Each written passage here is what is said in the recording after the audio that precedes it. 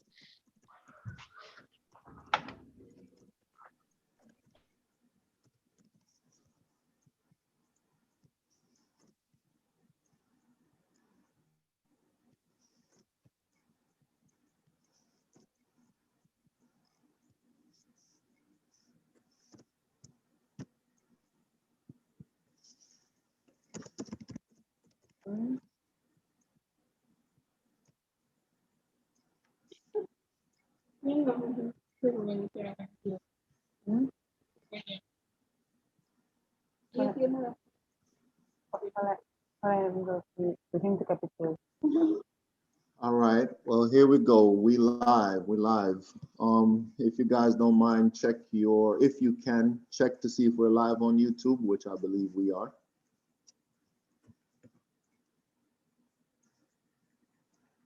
Just a little check. And please hit the like button on the video if you see that we're live on YouTube. Okay, I see my live, so we are live.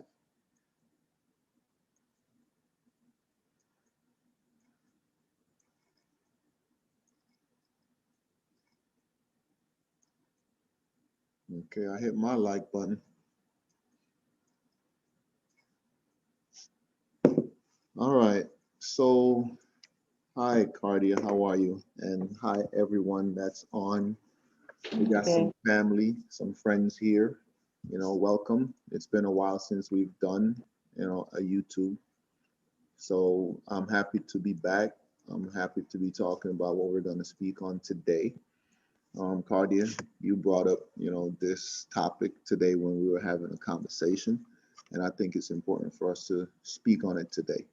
We invest, that's what we're about here, teaching, financial literacy, all of us working together, coming together, and teamwork makes a dream work. That's why we have the channel is called Founding Players, named after 6 players that I started my basketball program with. And, young people are the future. We want to make sure that young people get the knowledge that they deserve to have. That way, when they become adults, they know how to function in the world. So that's why we have this channel.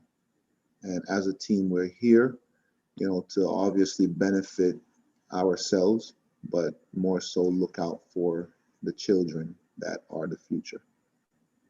So we're going to jump into just talking about business, the importance of teamwork in a business. So, Cardi, you want to kick us off and give us some knowledge? I know you work in the food industry.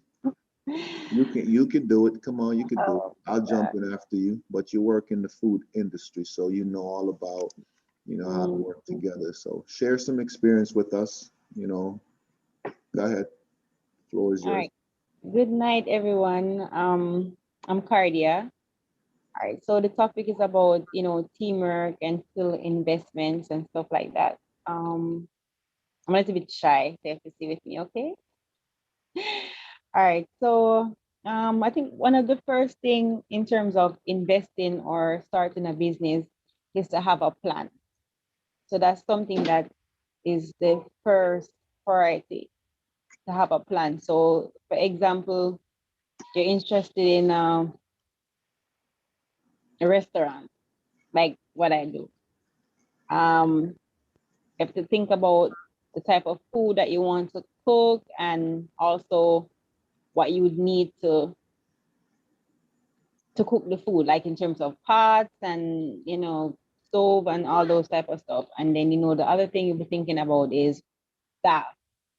So to have a plan means that pretty much you're just routing everything from bottom to top. So you know that you'll need different types of meat, um, equipment, and you need staff, you need management, you need to have a budget. That's one of the most important part, a budget. So all those things play a factor in terms of, setting the revenue towards a business. Um, those are some small goals. Um, babe, jump in. Well, I mean, you're doing well. Don't stop now. Share those lovely experiences, of working at your restaurant. You work at a restaurant called Lucky Crabs. I'm sure, you see some things that, in a business that a business can do that will improve the company. And I'm sure you see some things that, affects the company. So like you just addressed about need when you start a restaurant, which that's the business you're in, you're definitely going to need your food. You're going to need your staff. So I'm basically repeating what you said. You're going to need a staff, the management, as you mentioned, budget, that's very important. But I would like to hear you elaborate just a little bit more, and then I can jump in, and then we'll let Hector jump in and give us his feedback. But is there anything else that you can maybe add before I go? Um, Patrick? just to, I don't know, I'm lost here. All right, well, I can help you along. What are some of the drawbacks, like when you may be serving a customer? Because I know you do tables, you serve tables. So what are some of the drawbacks and some of the plus? All right. It's very important to what do you call it again? Inventory. What do you call it? Inventory. I don't want to say it wrong. What's the word? In what do you That in, word. Inventory? Inventory. inventory? Inventory. Thank you, Hector. I keep saying it Yeah, wrong. All right. So it's it's all very good. You say vegetables right though, if you're Jamaican. We all do right. So inventory. yes, they do. All right. So inventory is very important in terms of just having an idea of stuff that you have in stock. So for example, the restaurant. If you don't know what you have in your inventory, yes. If you don't know what you have in your inventory, then when the customers come to dine, then they're pretty much gonna order some stuff that you're lacking of, either seasoning or some form of meat product. So it's very important to keep a check on the items that you have available. So if they're not available, then you will lose sales. So for example, lobster, it's a high-end sale. Lobster is not that cheap. So if you can keep a stock, say, okay, then I only have, it's gonna be the weekend. And weekend is where you get most of your busiest guests. And you only have 3 lobster. You already check your inventory, so you know that, all right, then you only have 3 lobsters and it's gonna be a busy weekend. Chances are we're gonna have like about 20 lobster sale. So you already know that you're down on some stocks. So the inventory coming now where you know that, all right, then we need to go back to the market and get some lobster. We need seasoning. We need whatever we need to make sure that we have a full house and everything available on the menu for service. So yes, it's very important to keep a check on stuff that you have. Like for example, if you have an Airbnb as well, you have to take a note of what's not there. So for example, you know that you had a busy month or a busy week and you're running low on clean sheets, clean towels. You have to check and see, all right, then this coming week is going to be busy. You make sure that you have everything ready for the next guest. You don't want a guest to come and be like, oh, there's no toilet paper and stuff like that. That's a no-no. So you always have to keep check of what you have, and you have to pretty much just make a list and just start to refresh your cabins and stuff like that. So it's very important to keep a note of how your stocks or your things are going in terms of a service. So that's one of the things to keep note of, and you have to buy your products for your store, shop, restaurant. You always have to try to get it very reasonable. So you're not going to go to a store that has, you buy, for example, lobster, you get 12 lobster for, if this is not Jamaican money or US, you get 12 lobster for, say, 10,000. You get 12 lobster for 10,000. When you know you can go to the fishing village or the fisherman that comes just from the sea, where you know it's fresh catch and you can get it for 5,000 for the dozen. So you have to make sure that you're getting good products and at a good price where you can make your markup. So it's very important to also to what the word I'm gonna look for? To can't find the word, but gain or to get back your revenue or your markup by putting your market price on it for service. Yeah, so those are some of the stuff that you pretty much have to look forward to. Like you write a list and you say, okay, then this is gonna cost that. Um, we need staff, how much we're gonna pay the staff. So those are some of the stuff you have to go into business with, and you're always gonna have a time where you're gonna fall short. Starting out on a business, it doesn't necessarily mean it's gonna go booming the same time. Sometimes it does, sometimes it take a while, or you might have it booming now, and then couple months, nothing is going on. You have to start sending home staff because nobody's coming to dine. So to look at those as well. When you see times are slow, you have to have ideas. What can we do to this slow period? This it's COVID time now. So we in Jamaica we have curfew. So the place is locked down like about very early, like 8 o'clock. So by 7 you have to get off the road. So you have to look at what can we do to make money in this low time. You know, run some specials like 2 for 1. You have a happy hour, stuff like that. So you always have to try to find a way to make a dollar out of nothing. So it's very important to see what you're working with and to just to try to make things happen. Um, yeah, teamwork again. I work at a restaurant, so I've gone through a lot of stress at work. I've gone through a lot, gone through a lot of stress at work in terms of sometimes I have like a big table and I have drinks coming up. Some of the drinks are something that is blended, like a frozen daiquiri, and the food is ready and my drink is ready, and I'm like, how am I gonna do this? I only can bring this amount of food, and I have the drink has to go because it's gonna melt. Then you don't want the customer to say they don't want the drink because it's, you know, watered down. So teamwork coming again, where you can talk to your team player and say, hey, I have some drinks at the bar. Can you assist me by taking them to the table, or you know, with the food? So you just have to figure out what you're doing and, you know, communication. So that's one of the key role in where I work.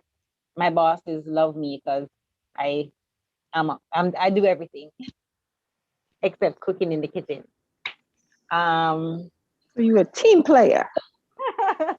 I'm high in presentation, so Yeah. I see a lot. I see a lot. So yeah, so those are some of the stuff. I don't know if anyone have any ideas of like starting up a business, what you see or what do you think some of the first, you know, rules are, or, you know, stuff you can say, all right, then you're telling somebody that's young, that's want to start a business on their own or as a group, what ideas do you have? What opinions do you have to tell them, you know, of starting a business? Because starting a business is just one. But if you don't have a mindset, a goal, or you know, a budget, then it won't work. Because you can buy stuff, and then one of the most important thing in running a business as well if you make a profit from your sales, you have to put your profit aside. So you have to spend how you put it now, the profit aside, and you spend the thing, the dollar. So if you have a business and you have money outside of a business, you always have to try to put your outside money in and not your inside money too much in, if you understand what I mean. So you don't want to be making your profit and you spend the my mother would say principal and the principal. The principal and the principal. So you don't want to make your profit and then you spend it back in the company. So when it's time for you to buy something else, you don't have the money to buy it because you already spend the investing profit and the benefit profit. So you have to try to find a way to put that aside. I don't know what to say. Well, I'm gonna Anyone have any ideas? I'm gonna jump in right there. And you said a lot, so that was good. You put it out there, what's on your mind. So that was great food that you put out there.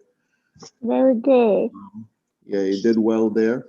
So I'm gonna jump in after you, and I'm gonna speak on the Airbnb because you spoke on your qualities, the things that you do well. And one of the things that I noticed about you is you're very observant, like you said, and you're very helpful. So I knew, once we were together again, that you were going to help a great deal, with founding players. Again, founding players, we have an Airbnb in Ocho Rios, Columbus Heights, Ocho Rios, overlooking the city, of Ocho Rios. It's very nice. We've showed it on here quite a few times. We've showed videos and things like that. We've promoted it on here.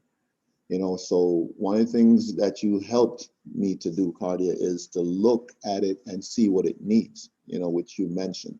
I brought some stuff down for the home and, like curtains and these are curtains, and we have rugs, that's matching and makes the place look very nice and put some color to it. And I'm sure guests, are going to like, the look of the place, and we're obviously going to improve it more. So you're definitely great with seeing what's needed in a business for a business to grow. So when it comes to teamwork, you certainly help me out there. Before I go any further with that, I want to speak on how I started founding players, with 3 partners. Well, first I started the company. It's a nonprofit organization. And it was to teach these young athletes how to manage their money in case that they were drafted, as professional athletes. They have to be able to manage their money. So that was the reason for starting, founding players. But then came, Edwin, who's one of my best friends that I grew up with. And I said, who better than to, go into business with, someone that you know. So I brought him on board. And then he had his business partner, which is a great friend of his as well, and then he brought him on board, and then we all started working together, and it was the 3 of us. So what I laid out was a great plan, which what you talked about, Cardia, is having a plan when you have a business. And I laid out a great plan for a nonprofit in our first year. And one of the things that I laid out is, let's say we're paying $900 a month. Each of us paid $300. So instead of putting the company in a hole, what we did was we made sure each board member, which was myself, Ed, and Rod, did the investment in the property. So if it was $900 a month, we did $300 each. So now when people stay at the Airbnb, we're totally in profit. We're totally ahead of the game. And a lot of times that's what people should look at when they're going into business, is understanding that anytime you go into business, you should always have a plan of how you're going to be profitable in this business. And that's what I did.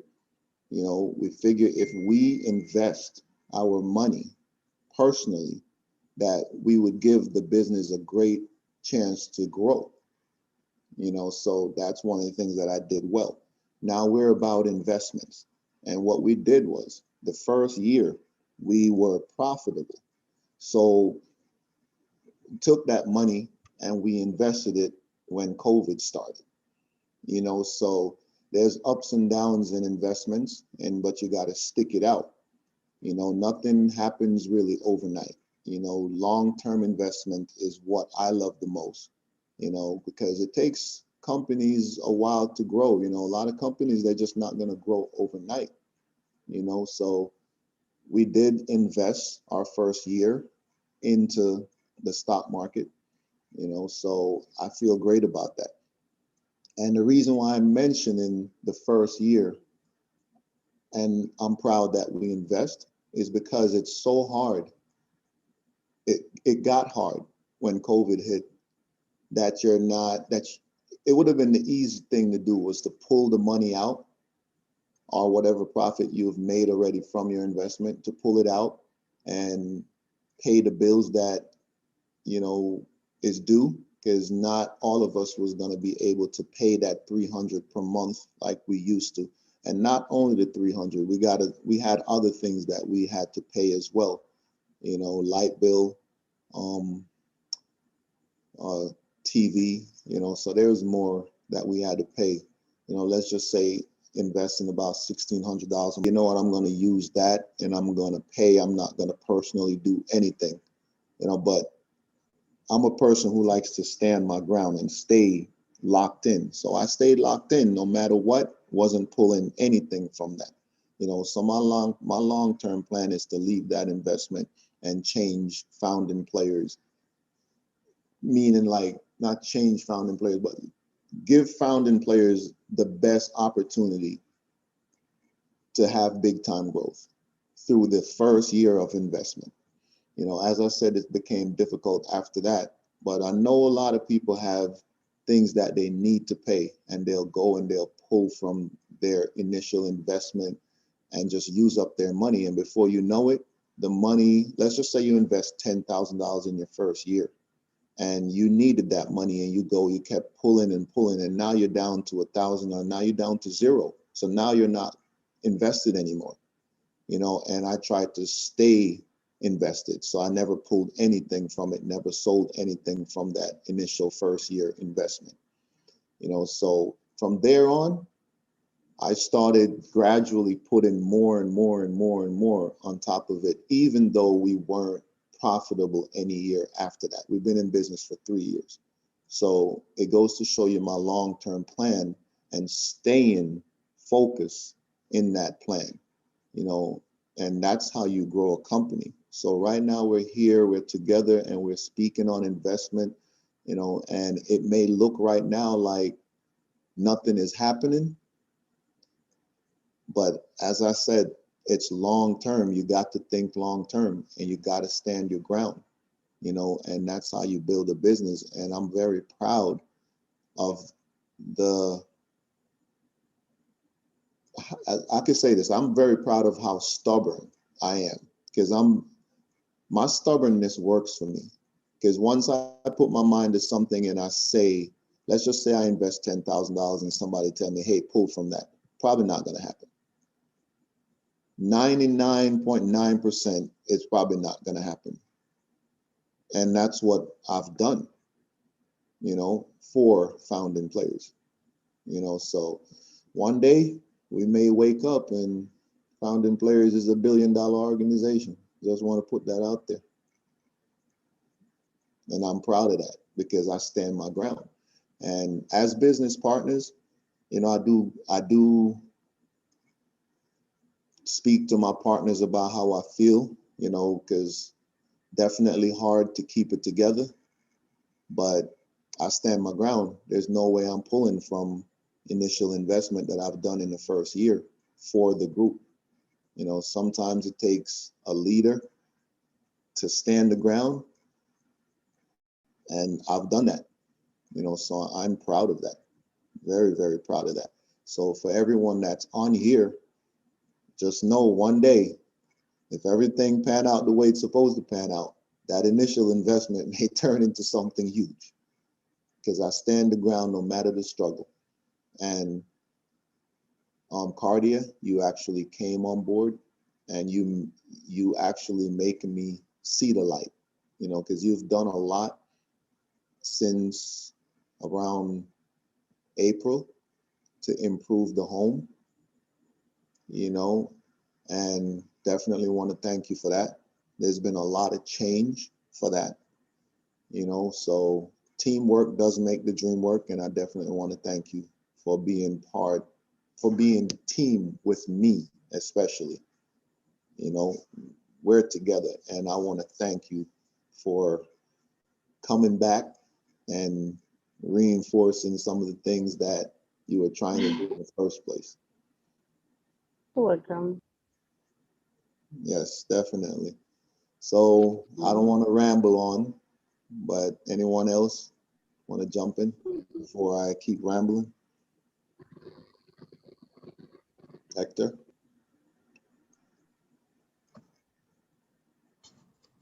You have to give me 1 second, so I was just Okay. changing the mic over here. You hear me all right? Yeah. There we go. Okay. This is a huge coincidence that you're bringing up this topic, as we were at the studio, and I share the space with a music studio. So I do the photo studio, and we were talking SEO. We're talking just market analysis and like understanding your KPIs when you have a business, understanding more of the metrics. And it was a long.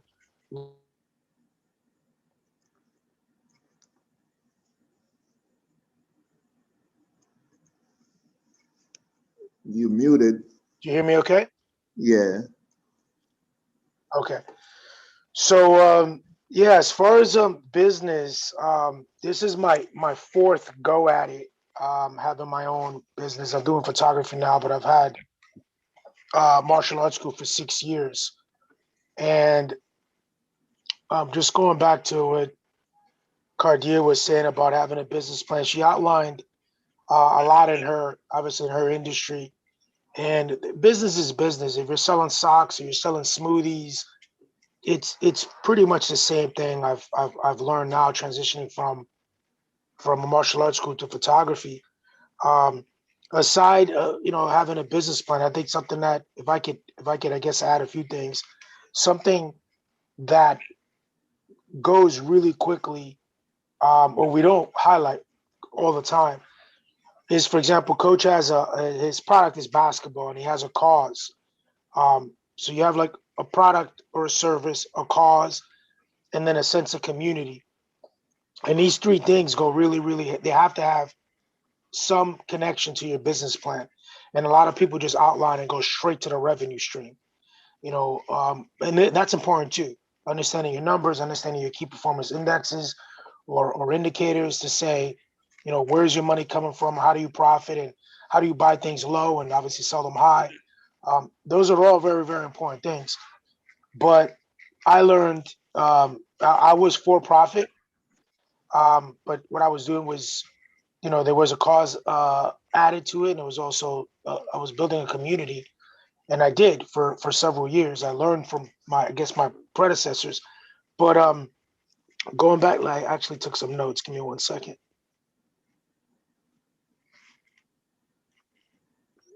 So even understanding, just going into like um, just market analysis, there's a lot of things that we don't. We are all alphas, and we're trying to create a business or invest, and we don't really see what's on the outside. What's the competition? What are they selling? How are you different? Those are things that need to really go into the business plan. Um, Cardia mentioned management team, or having a team. That is probably, in my experience, probably the most important thing. It is the most important thing because you can't scale without a good team. And business is made to scale. You want more. We need to grow. Every business is made to grow, whether it's whatever the percentage is per year, per month, per day, per weekend. And if you don't have a team that's well oiled and lots of protocol around it, you're gonna fail. It doesn't matter what you're selling. It could be the most famous widget on the planet. It could be, you could be. I'm working with or learning to work with music artists now, and they have zero business plans. And their business plan is link in the bio, new stuff. I got the new LP, I got the new record, but there's absolutely no marketing campaign, no marketing plan. They don't know what their numbers look like. They don't know what their projections look like as far as their followers and their fan base. They don't know their demographic. Like all of these things is just straight business. So to Cardia's point, um, a team is huge, and I actually had this for the end, but I'm gonna throw it in there now. She mentioned that she does everything. If you're going to start a new business, that's the most important thing. You need to be not a paper CEO. You need to be the person that cleans the floors, washes the dishes, orders the merchandise, sells the merchandise, stocks the merchandise. Like you have to know every role before you actually start a business in any business. And for me, I had a lot of heartache, but I learned really quickly. I literally opened the gates and I paid for a floor space, and I was like, here's judo.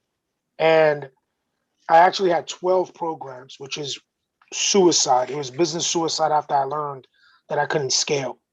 So my knowledge is purely on the L's that I took and then the pivots that I made in order to continue to stay in business, and I pull out all of my hair. So to I just wanted to underline how important management and having a team. Um, I added, what did I have here? Revenue projections. Cardia mentioned budget. So if you can't predict, you're not gonna win. And I think Coach knows this from basketball. We talk about it in stocks. All we're doing is having educated predictions on. Allen's been a driver in this, and Coach has mentioned some winners in his book. But revenue projections is all that business is about. So Friday, Saturday, and Sunday, you know that you're going to be selling 20, 20, and 20 lobster tails and maybe 10 whole lobsters. Well, you got to make sure that comes in fresh for the weekend, and you can't overstock, and it'll be a crappy lobster if you're overstocking, if you buy too many. So these projections have to be on point because the public will know. And these are things that in any business, again, if you're selling socks or smoothies, you got to really understand your projections. You have to know how much you're selling. I'm doing that now with photography. I'm at the point where I'm going to be reinvesting in myself. I just made the first year in the studio. Now I'm going to reinvest in what the space looks like so I can focus on renting it more versus just taking photos because I want to have passive income. I'm a little jealous that Coach has a passive income, right? That's what the Airbnb is. I'm actually at an Airbnb right now, and I'm staying in Myrtle Beach for a month. And in time, the goal is to buy something here. So I want to fill out the neighborhoods. I want to see what North Beach looks like, what Main Street looks like. I want to just really walk around to make sure that I'm comfortable here in the long run and possibly retire. Um, I touched a little bit on inventory, Cardio also, so I'm going to piggyback off of that because it's super important. It doesn't matter what you're selling. Again, if it's socks or smoothies, you got to really be you have to familiarize yourself with what you're selling, and also more importantly, um, in food or any business, a niche market wins. It's the most, from my experience, and again from martial arts, what I was doing too much. I was trying to accommodate everybody, and you have to have using since Cardia mentioned food, you got to have a good strong, I don't know, 5, 10 dishes. After that, it's kind of like okay, but you have to have a really strong portion of what you're doing. Like as far as investing, I'm all about crypto right now. Sure, I'm going to look at other options later, but for right now, I need to kind of master this task before I move on to anything else. So, as far as inventory, understanding your market, understanding those your competition, or not necessarily just direct competition, but possible threats. You know, McChicken was around forever. Here came around Popeyes with an amazing sandwich, and then here comes Chick-fil-A. right? Neck and neck with Popeyes. I like the Popeye version more, but it's a $3 item, and it changed the world basically when it came to chicken sandwiches. Everybody lost their freaking minds, right? So who would have known that, like, say, the McChicken was around, I don't know how many years, and all of a sudden there's a better sandwich out, and it's a $3 sandwich, and it's great. So these businesses were neck and neck, and obviously McChicken was out the running for right immediately. Wendy's came out with one, and I think Burger King tried to create a different version, but they were already so far out the running based on the marketing and based on the uh, the influx from the customer base that they were like, this is important, right? So all of these things are important, and it has to do with what I mentioned earlier, just your key performance indicators. Once you see something is working, you need to know how to do it over and over again. I think I kind of covered everything. I'm trying to go a little quickly so I don't take up all. Oh, the last thing was, and Cardia kind of touched on this also, um, protocol. So she said she done, her bosses love her. She does it all. You have to be able to write things down. You have to clone yourself. Like that is, from my experience, I couldn't scale. That is the most important thing. A business is literally this. You write everything down in a book, you give it away, now you can franchise it. You give it away, you can have passive income as the business owner and only have to think about, rent, bills, expenditures, payroll, and not have to think about the day to day. So standard operating procedures, as they call it, is super important. And honestly, that's where I failed as far as the martial arts. I learned a lot, but that's where I was losing time, money. My body was achy. The classes they weren't running as smooth because the level of energy that I was putting into it. Using you, coach, as an example, you've seen other coaches that are like weekend warriors, and they like the game, but they're not thinking about long term, and they're not thinking about the student of the game. They're not thinking about life after basketball. They're not thinking about, we got to take this on the road. We got to, play everybody in South Florida and then go up to North Florida and, beat them and then go up the chain, whatever it is. Like if you can't clone yourself, it's going to be a little hard. I think I covered everything. I did. Uh, yeah, I did. So I don't know if you want to add anything to that, coach, or anybody, or have any questions. I did piggyback off Cardia a little bit, but it was fresh in my mind, and she covered a lot of very important and current topics. Even I want to say inventory the way you said it. It sounds a lot better. Mm. All Mm, right, just want to say one more thing if I can remember what I was just thinking. Um, Two things. All right. For one, I'm very high on customer service. That is very, very, very, very important to me.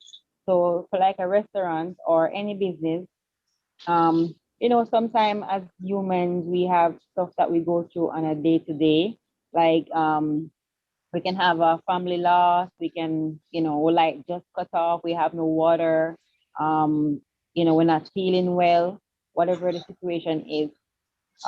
Depending on the area that you work in, sometimes it's hard to not show your emotions or show your feelings, but at the same time, you're not the only one. A customer or guest might just, lost their job, lost a family member, pretty much can go through the same thing that you can go through. So um, it's very important to have your customer service skills high. In terms of sometimes I go to work, I don't feel good, I feel sick, or as in, just not feeling too well, or I might be going through something. But I can't let it be that because I'm going through a lot of things that my customer is not supposed to know about, you have to bring the better part of you out. So even though you have a crappy day, they might as well have a crappy day too. So when they come to your place, your restaurant, your Airbnb, you have to let them feel as if, man, I just had a bad day. I feel like crap, but this person was so helpful. This person, was so polite. They smile. I was having a bad day, but when this lady or this man talked to me, I forgot about everything that I was going through at work, at home.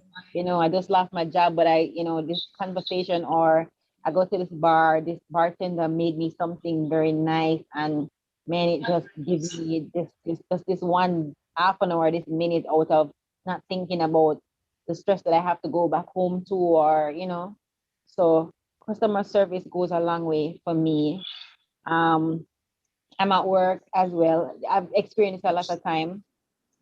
What I try to do to save myself from the customers being angry at me, which I get that sometimes they really, be angry.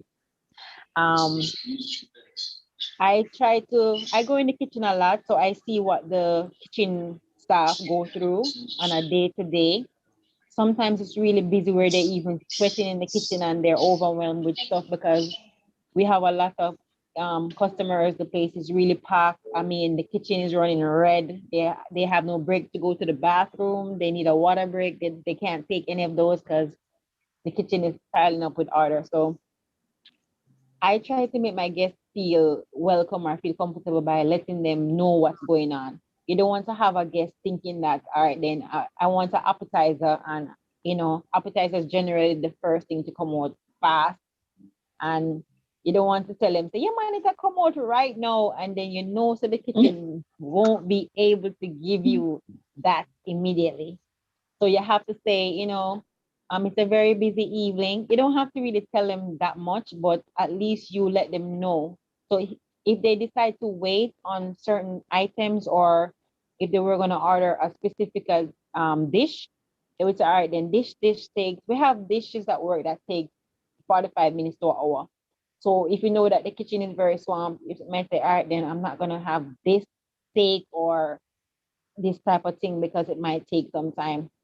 So for like the kitchen area now, what's busy, I try to tell them that it's a little bit busy tonight. So some of the items that you order may not come out, within 10 minutes or so. So if you're okay with waiting, there's a few orders in before, stuff like that. You kind of try to say it to them where they understand. Um, so I try to do that with my guests. That way I don't want them to get upset with me because they do that sometimes if you don't talk to them. So I try to explain to them of the busyness of the evening. So if it's early and it's just two tables, then you don't really have to say much. But you try to just express to them, the service, how it works and stuff like that. I've been at work already, and the kitchen, I asked them a time and they gave me a time, and then I relay back to the guest, and it's been like probably about 15 to 20 more minutes past the time that they tell me. And I was lazing with them, lazing with them, lazing with them. And when them food come out, it was like so long they didn't even feel hungry anymore. Like gas don't take them up, and everything. So they're like, oh, the food come out late. I'm upset with the chef, but the service was so good. Even though the food take forever to come out, you were so kind to us. You let us know that it might take some time, and you just talk to us. So as I said, service goes a good way. I'm at work as well, and if you're working in a restaurant or any business, you have to take the good with the bad. So, for example, if you're working as a job, yes, it's everyone wants a tip from a customer, but you cannot work with the intention that as long as you serve a table, you're gonna get tips. You cannot have that mindset. You have to do the mindset of working and do your best, and then the customer will know this person was great. I would like to leave them a tip. Because sometimes if you give them bad service, they don't care about you. They'll be like, oh, the server was so awful, we're not going to leave or something. But you cannot go with the mindset that you want to get a tip. You have to just go to work and just know that you're doing the best that you can do. If you don't get a tip, that's fine. If you get it, then it's a plus. It's an advantage to you. So you cannot go into a business and expect that it's always going to be a win-win. You have to take the good with the bad. So if you go to work, just go to work to saying that I'm going to do something that I love, or I'm going to do something to the best that I can, but don't go with it with thinking that it's all about money. Because in this life, you're not supposed to just put your mind on money alone. So I'm just saying, like, sometimes even just by being a good person or doing good, it might not happen right away, but somebody's gonna see you and be like, this person always is this type of person, and I always recognize that about this person. So guess what? One day I'm just gonna surprise this person and you know give them a tip. Um, I've been at work already, and there was just three ladies dining, and what they ordered wasn't a lot of stuff. And because of how I deal with them, things were taking forever to come out. Like I was so upset, I'm losing my mind because they're waiting for hours and they're not getting their food. And I was so up and down, back and forth, talking to them, making jokes and stuff like that. And before the end of the evening, I didn't ask them for anything. They gave me a $5,000 tip. That's in Jamaican money. I don't know how much is it in US. 30 But something dollars. huh? 30 something dollars. Right. I got that in a tip. And that was just three ladies they weren't even from That's good. they were from overseas. And they're like, it took forever to get our food, but you were such a darling. That is that word. They're such a darling. So this is for you. And even when I got that tip, I could have just said, oh, this is just me. I got $5,000 and leave it like that. What I did, I still went and gave the bartender something out of it. And I went and gave the chef something out of it, just to say, all right, then, even though it was a service overall. So sometimes depends, I still give something back, even though I would Good. love to have all that money for myself, but I think of others as well. So as I said, customer service goes a long way for me. So that's it. I don't have nothing So else you to say. always go above and beyond. That's good. Yes, yes, yes. That's good. Uh-huh. Yeah.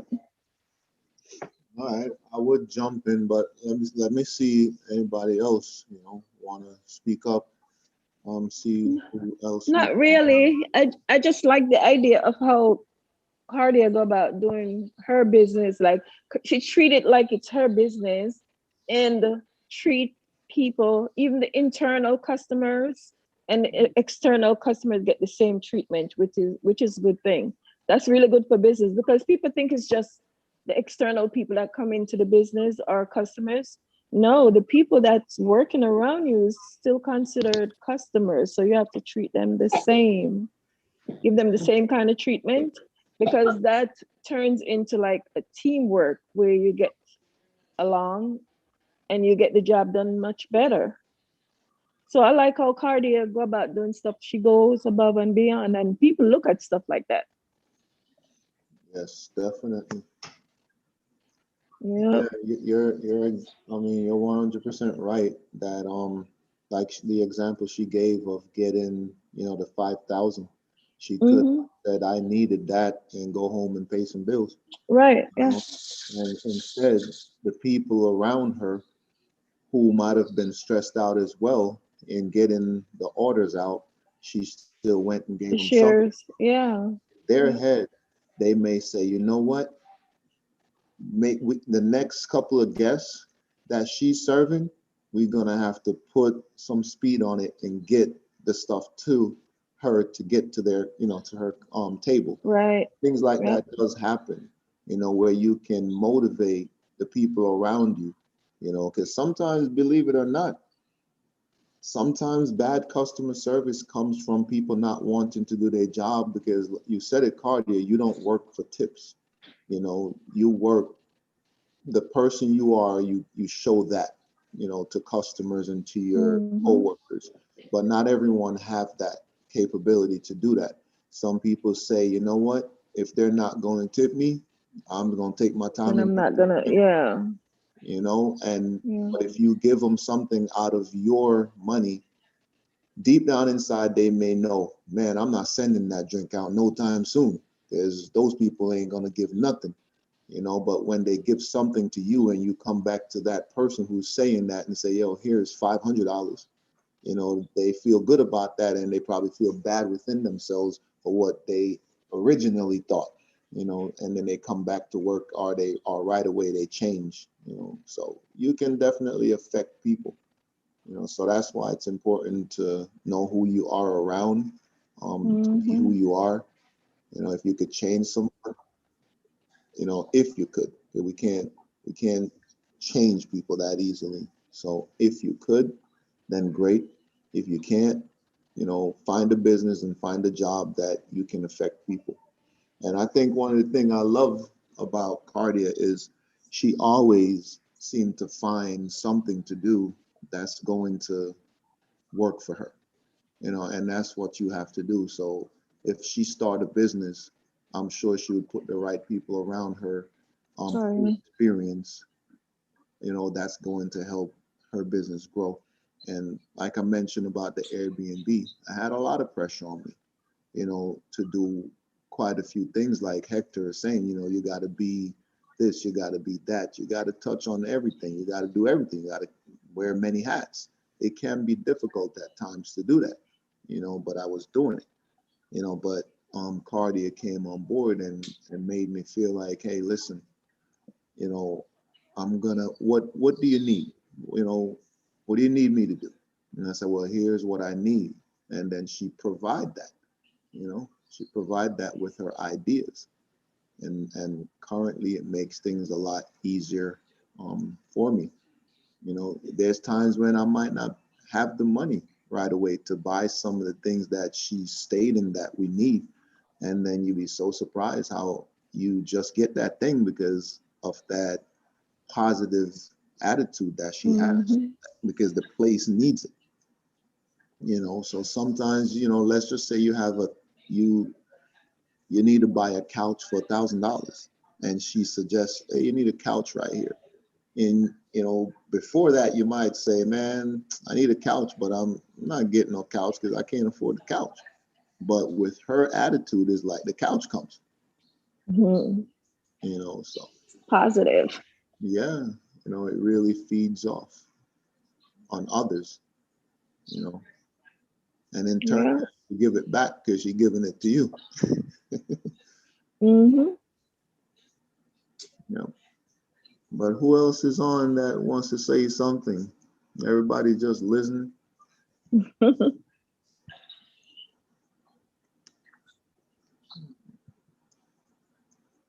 I guess everybody's just listening.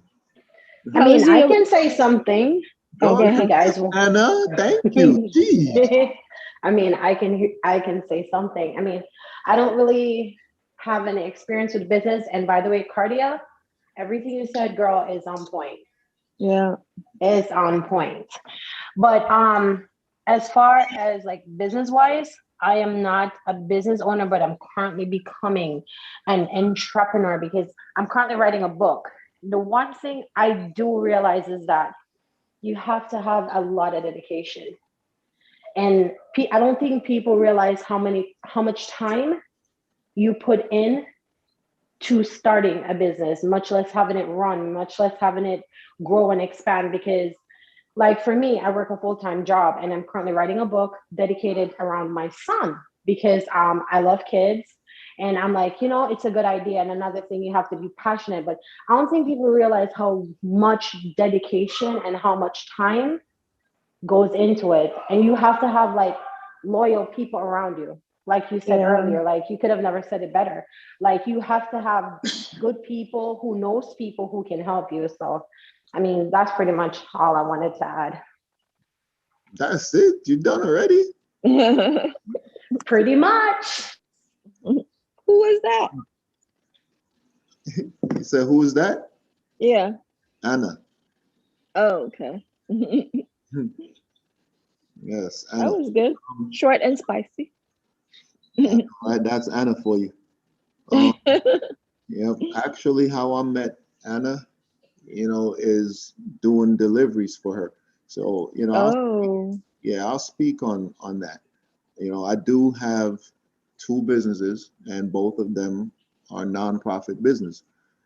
and COVID hit, and it became difficult, to do fundraisers to maintain, both the businesses. Mm-hmm.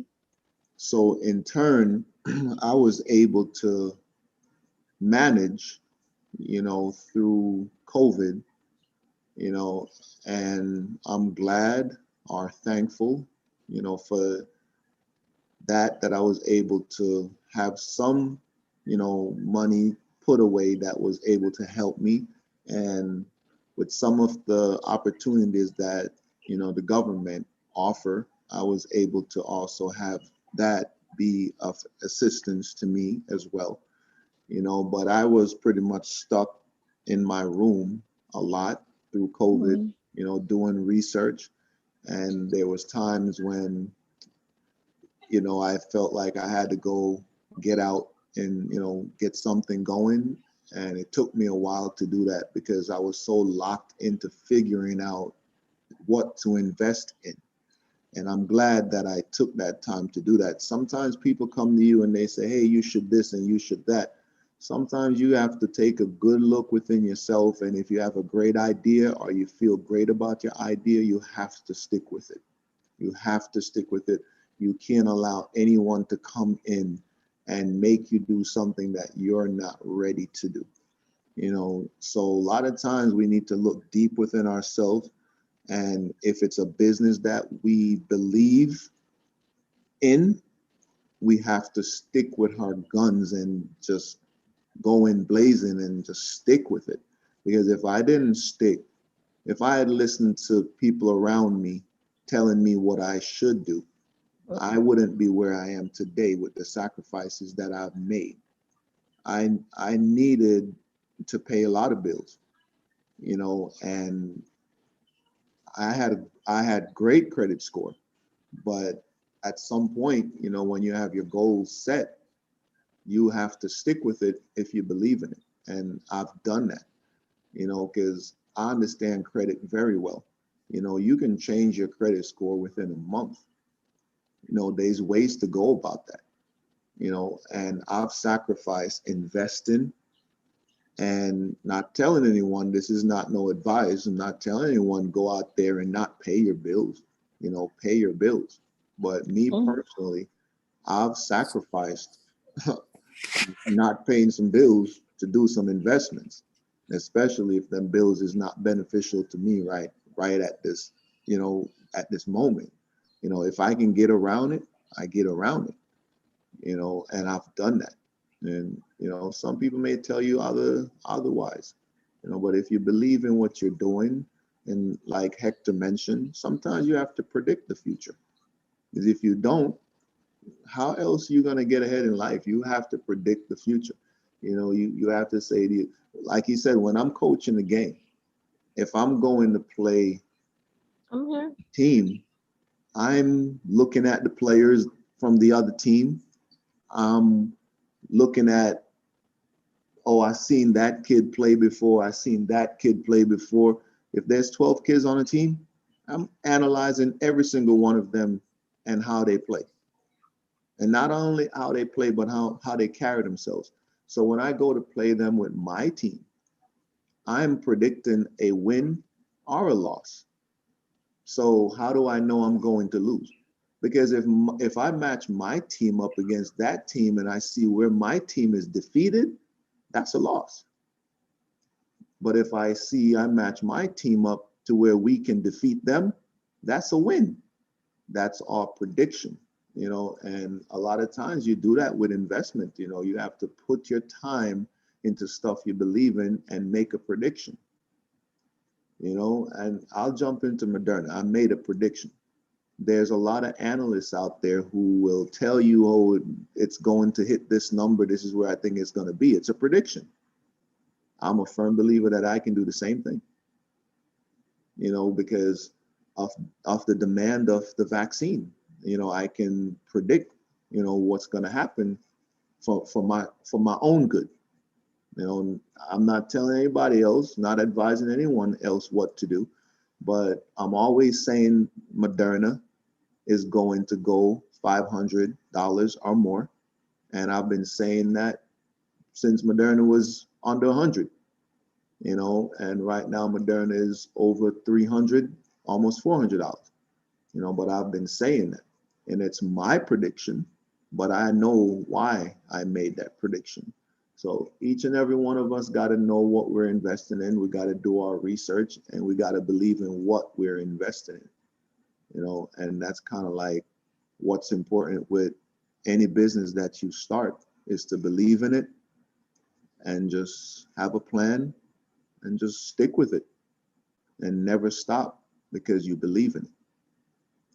It's no different than if I believe I'm going to beat a team and I don't beat them. Let's say I play a team 10 times and I believe that my team can beat them. If we don't beat them 5 times, go in the 6th time to beat them, go in the 7th time, maybe the 10th time I beat them. And maybe that beating that they get the 10th time made up for all the other 9 times I lost. So I'm just a firm believer in you have to stick to the plan because you set that goal. You believe that you could beat this team in the first place from game 1, didn't work out, but you stuck with it. And by game 10, you were 0-9. But by game 10, you might have beat that team by 100 points because you figured them out. Maybe the first time they beat you by 2. Maybe the second time they beat you by 7. Maybe the third time they beat you by 1. Maybe the 4th time, and so on and so on. They're barely beating you. But then on the 10th time, you blew them out by 50. That's what you call never giving up on what you believe in. You know, some people may quit and say, man, I thought I was going to beat that team. They quit after the first time.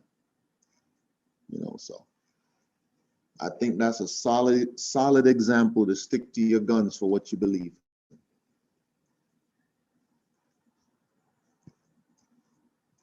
Okay, anyone else? Everybody quiet, disappear?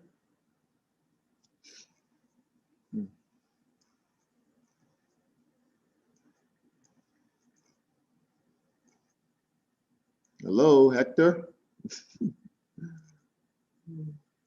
Everybody gone, Auntie. No, sorry. I'm in. I've been moving around, sitting on my laptop. We got Yeah, some quiet projections, people. Coach Celestine. You hear me?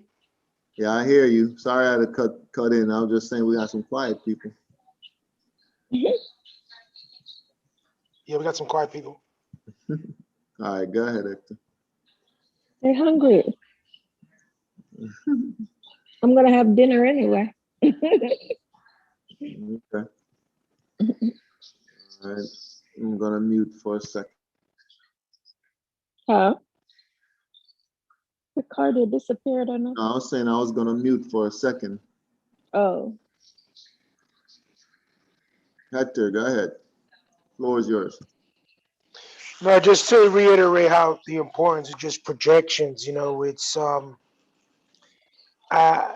with any business, it's really hard, or rather, it's really easy to forget about that. You end up just considering, revenue streams, but once you're doing the I guess the minimum to stay afloat, the next level is really to predict. That's kind of where I am right now. I've been afloat for a year. I'm not breaking into the profit because I've invested, in camera equipment. I've invested in myself and in the business, so I'm not really in the profit range yet. But the next portion for me would be to project a little bit of what's necessary in the market, based on just like, I guess, going back to what I said earlier, just market analysis on what is Google seeing as far as searches. That's important too, that you can actually see. We have access to so much technology now that we didn't in the past, that we can actually see um, Google searches in your area to find out what's important and what, going back to Cardia's lobster example. It's a possibility that area may be, I don't know, fish and chips might be something that's, searched on in the area, and there's only one other chip and fish place, and you can give them a hell of a run, because I don't know, you got a guy that knows how to whip up some special sauce, and that works better than mayonnaise. Whatever it is, those are all market analysis and predictions that are key to business. The food business is, I heard this from a person that he's been in martial arts for a long time, and he married a Korean lady, and I don't know the saying by verbatim, but there's a saying in Korea, something like, if you can't make money with food, you can't make money.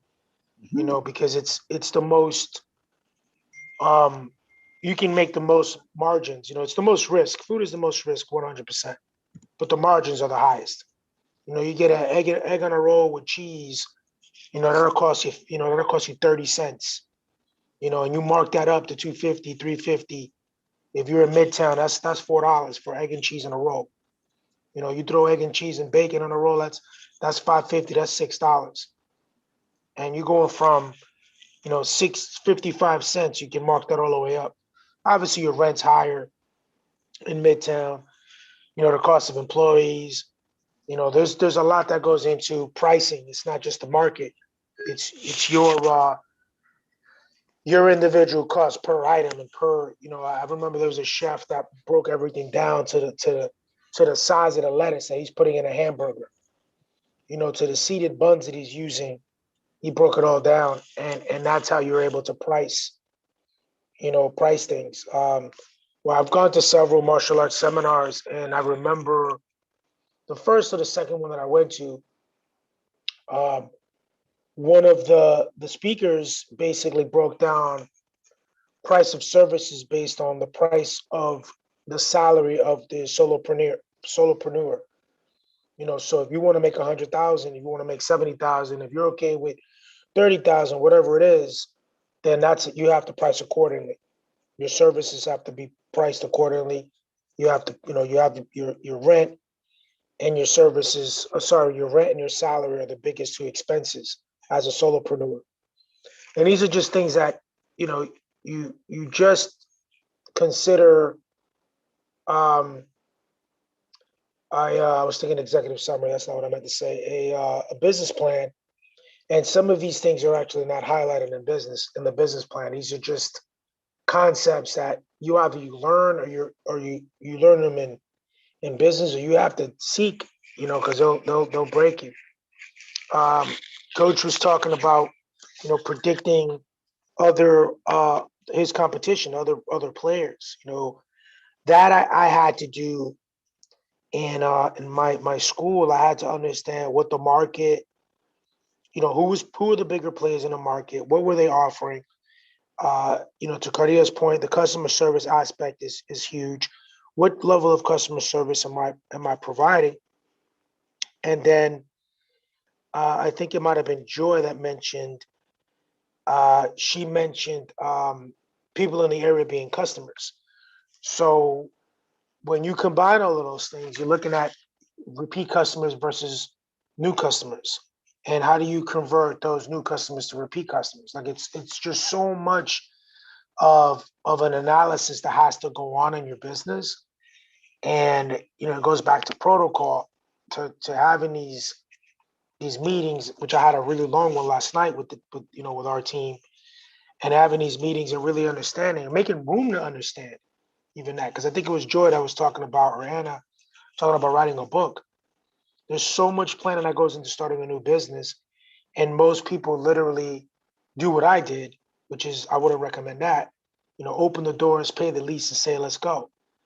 I didn't. I planned for a few things, but I didn't. I'd learned so much year one of maintaining and owning a business and operating, not just owning, operating. Because sometimes you can be you can be an owner, but you don't necessarily have to be an owner operator, or owner operator and manager. To Coach's point, where a couch is a very, very important decision, and it's a big decision. It's a big money decision, but overall, it can provide the space. I'm in an Airbnb right now, so I'm scoping everything out. I'm looking under every cupboard. I'm looking at everything, and I'm looking at it because I like one. But that couch, you're investing in yourself in the couch, and then you're saying, wow, that customer, because of the couch, because of the curtains, because of the curtains matching the rugs, that person's gonna feel better, and that can generate a repeat customer. I've traveled a lot, and I've been to many hotels more than once, and the hotels have it down to a science. Literally to a science. They have it down to what the soap smells like. Like this is scientific. Like they really get that granular on the way that they create a nostalgia for you when you come back. You remember that scent. You remember what the pillows smell like. You remember the laundry detergent that they used. You may not remember it now, but the minute you come back, you remember it. Like these are all components of operating and owning a business that you're not going to see in your, Google search business outline plan. It's not going to happen. It's and it's again, it's really interesting to have this conversation because we had a really long meeting last night. It was probably like a 3-hour meeting. It was about 4 or 5 agenda items that linked to a lot of this of continuing to invest in yourself to be able to provide a level of service or a level of customer service, creating a product that creates a community, and then that community allows repeat business, and that's really what business is about. It's about repeat business. To have the best pizza or the best smoothie in the area. Or in Cardia's point, I'm throwing lobster out because that was the first topic or the first item she mentioned on the menu. To have the best lobster tail in the area, that what the butter is gonna come like. The dipping butter. Exactly what it's gonna taste like, and you're salivating, waiting for it. This is all critical stuff. I think I summed up a few things. I'm gonna leave it, I guess, open up for any questions. If anybody has any business ideas or questions, I guess if anybody can answer them, it'd be good. Well, I think it's just me and you. um, don't really see anyone asking anything. So it's just me and you right now. So basically, questions. So in your business, Hector, like, you martial arts, you said that you study, the opponents. So being that you've studied opponents, through martial arts, what do you see that most that what word am I looking for, that affects most people when it comes to accomplishing what they set out to accomplish? What do you think you've picked up on the most that stops a lot of people that you've competed against? I think and you've probably seen this also. I was in grassroots judo for the majority, so some of my kids were able to move from grassroots to compete for certain competitions for like junior Olympic or junior national, rather, not Olympic, junior national level of competition. What I noticed in grassroots, depending on the culture, and you may see this in basketball, depending on the culture, and going back to like in business, I mentioned the product, I mentioned the cause and the community. Depending on the culture and community that you're building, I just realized I don't even know if give me 1 second. I'm sorry. For some reason, I wasn't even on video. That's not nice. There we go. So depending on the culture, you will notice some. I don't want to say good and bads, but it's late. I'm tired. You're gonna see some good and bads as far as like what the level of commitment or the level of risk taking or the level of confidence that you're gonna see in some of the schools or students that we faced. So case in point, if I see a little bit of coddling or a little too much, pat on the back, I think that as a coach, and I see the other coach, I wonder if the kid has a confidence level issue. So I'm looking at that and I'm going, well, my kid's confidence is great. So here's an opportunity to really push the envelope and find out, can we push that kid? Literally, can we push them like out of bounds? Can we get a little bit more aggressive? In ball, you'd probably go from, when you see a lot of confidence, you may move from a 3-2 to a man-to-man.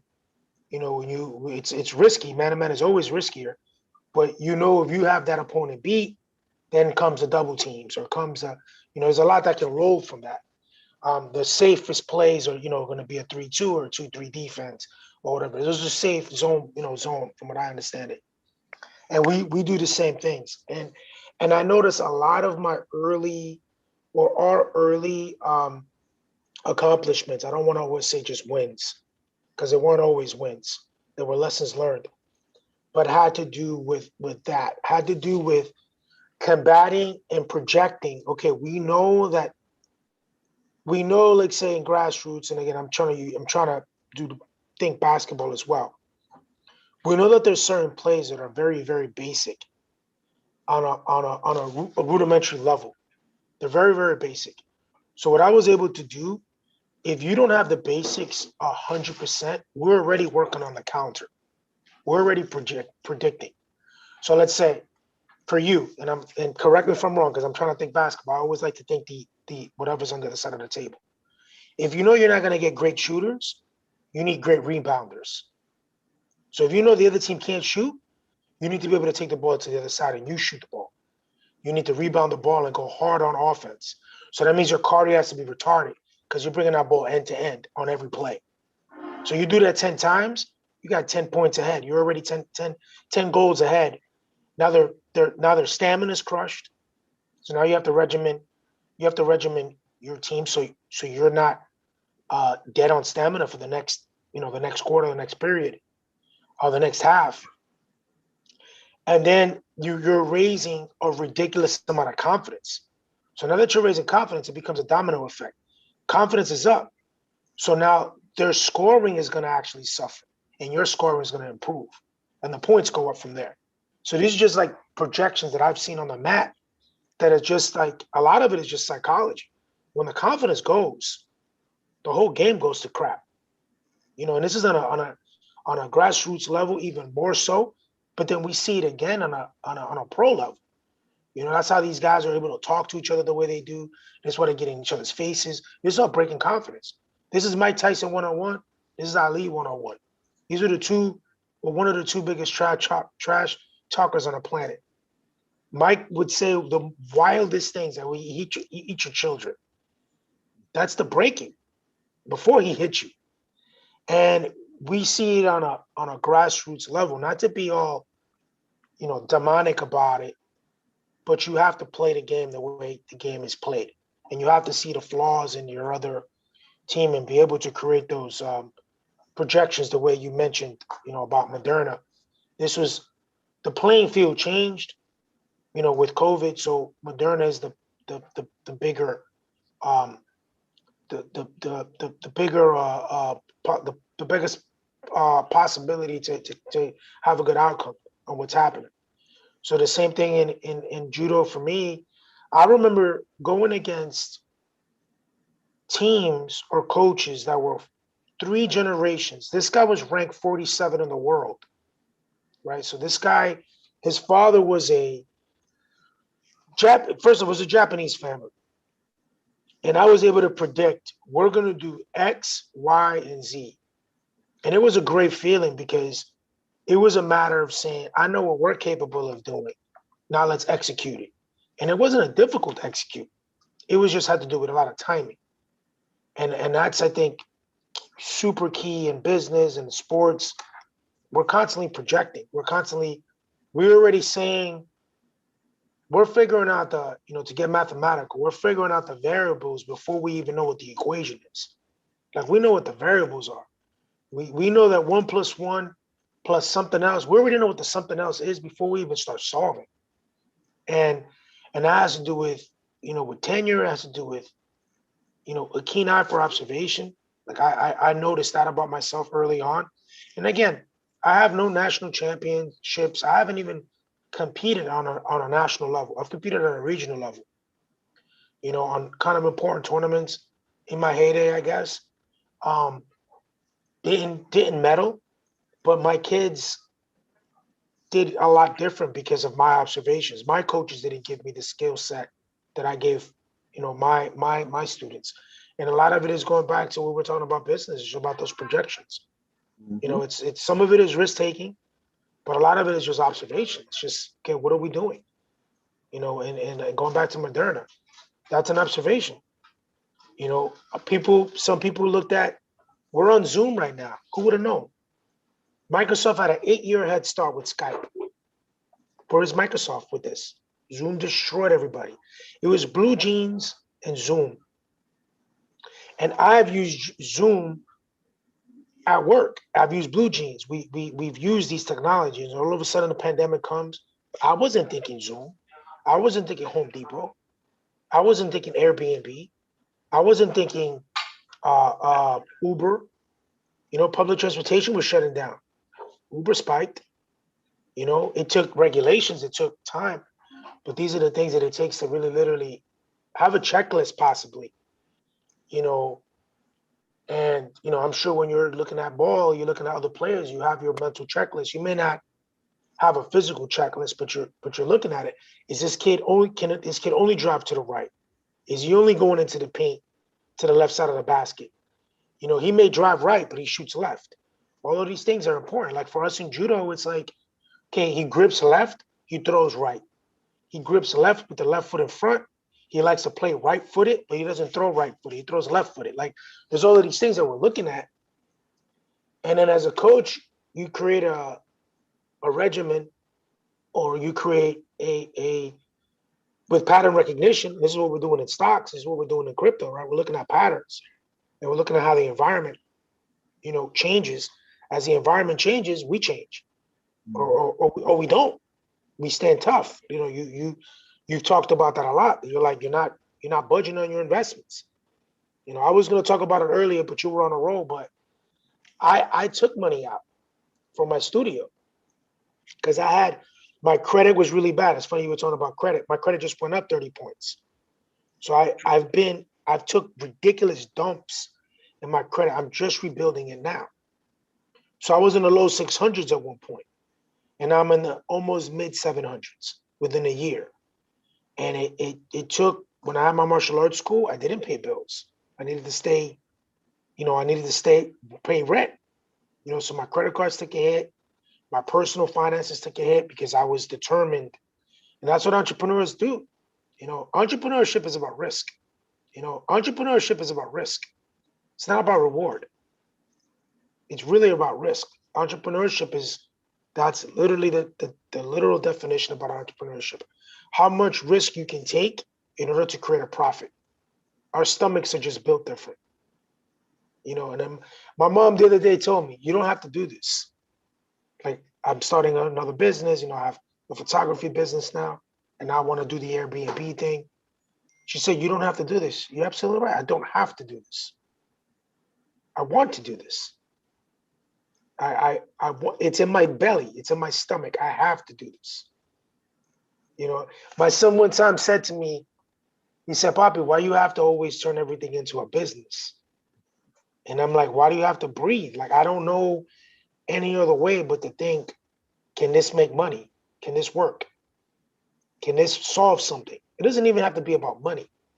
It's about a cause. Can it solve something? Can it produce something, an idea? Can it help somebody? Can it fix something? Like, I guess that's, I don't know. I made a couple of dollars when I was like 10 shoveling snow. Maybe that changed my life, to be able to make money on the side. And I made some money on eBay once upon a time. And I made money on stocks once upon a time. A little money on the side. And I can't see it any other way. I love having my 9 to 5, but I can't see life without having a side hustle. It just doesn't work. It doesn't compute, like, at all. Like, I just I don't know another way. We're sick that way, I guess. We're just built different. Listen, people that's built different are people that's successful. Oh, 100%, 100%. Yeah. And it's hard to consider that you have to justify it. That's really the hard part. Like when Cardia was talking about team, you have to be around obsessive knuckleheads just like you. Mhm. You can't be around somebody that goes, why you want to take that risk? Like that's really what it takes. It doesn't either, and I know this is where I struggle. And I talked about it openly yesterday in a long conversation, and I talked about it earlier today. Scaling is where I failed. Like I couldn't scale. I was running too many programs. I didn't have enough protocol written. Um, I had a good understanding of my KPIs and some of my stats and my marketing. I guess marketing analysis. I was paying for a company to do SEO for me until I started understanding it and I did it myself. And to this day, I did it yesterday. You can quote me on this. I did a key search on what gets searched when you're looking for martial arts school in the area, Mhm. and 4 of my videos popped up. I haven't been in business for 5 years, or I haven't been putting anything up in 3.5 years, and I wasn't doing anything for 5 years. My website's down. I didn't pay the URL fees, so website's down, but the YouTube videos for the schools are still up. So, and I'm still on the first page because Google remembers how they call it on website authority. Um, my videos are still up. They're it was good to see that. It was good to see that SEO works. It was good to see that organic traffic works. It's good to see that Google allows you. I was paying $300 a month, and then I stopped paying it because I just didn't have the money anymore. I couldn't justify it. And when I started doing it myself, the phone kept ringing. I kept doing it myself, the phone kept ringing. So I was getting, more students, more kids, or at least more inquiries. It was my job to close the deals. So I had to learn. That's another skill I had to learn. How do you close a deal? Like I had to learn to close a deal. I knew what the industry standard was, and I had to get close to it. Eventually, I got it. I was able to. I was able to answer every single question before it was asked, and then the only 2 questions that were needed were, when do I start? How much do I pay? And once I was able to do that, I was able to get more intro programs, and then was able to help me stay in as long as I stayed in, because I was the only investor. I had an investor, a partner in the beginning, the very beginning, maybe year 1, year 2. After that, it was on me. So yeah, this stuff is fresh. I was talking about it yesterday, so it's again, big coincidence that you're talking about it, but it's important. It's really important because it takes hell of a lot more than an alpha to say I want to start a business. It's just so many moving parts. I work for a company now, my law firm, my 9 to 5. That's what they do. So any big company that you can think of, that's a tech company like a Uber, that uses technology to provide a service, we probably touched it. Like real talk, we're at the top of PitchBook 8 years in a row. There's a company called PitchBook, or a website called PitchBook. 8 years in a row, we've been in the running for our niche, startups. And companies don't fail because of lack of money. They don't. It's not money, because these guys are funded in the billions, not billions, millions. Easy, 1 million, 2 million, 3 million of funding rounds, multiple funding rounds. They don't fail because of money. Businesses do not fail because of money. It's not. It's never money. It's the weirdest thing. It's never money. It's always scalability. It's always marketing, and it's not the lack of money. It's the lack of either doing the work or finding the importance that it's important. Like understand it. Like I mentioned the lobster thing, right? Fish and chips I love fish and chips. When I go to Jamaica, I think I was at Sunset something. I ate fish and chips every day. Whatever the catch of the day was, grouper, whiting, whatever it was, I ate fish and chips every single day. Right? It's something that's easy to do. And depending on what the market is, who knows if they even serving it. It could be a fish and chip special every day, and you may just knock it out on volume and pay rent just on one dish. But it's understanding your market, like understanding who's selling what. And I had to learn that when I started the martial arts school, because there was some dudes that were in the business for 25 years, 20 years, 25 years, 10 years. And some of them had a lot of money because they've been doing it for so long. They already know how to do it.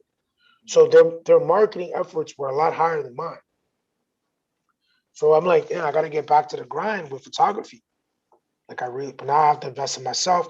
I was waiting on my credit to get better. Finally got a real credit card because in 5-6 years ago, I can only get like $1,000 credit card. Like a let me see what you can do with this. And I didn't do great. I didn't. I took a hit. And I looked at, it's funny you mentioned it. I just looked at I got a credit alert and it was like, congratulations on your new card. And I went up 2 times this month. I went up 12 points and then 13 points, something like that. Just in this month. So in the beginning of the month, or last month, right, July, because it's August. In the beginning of the month, I went up, and that's a good topic, by the way, Coach. Credit. Fixing your credit and understanding. Yeah, I had to do a lot of it on my own because I couldn't afford. So I just used tips and tricks that I heard from people, and they work. I was a skeptic. I'm not gonna lie. I was like, oh, I will see it. And look, I'll show you right now. I'm gonna log in right now. I'm gonna pull the year, and you're gonna see in the last months how it shot up. Details. 6 months, 1 year. Let me see if I can show it to you.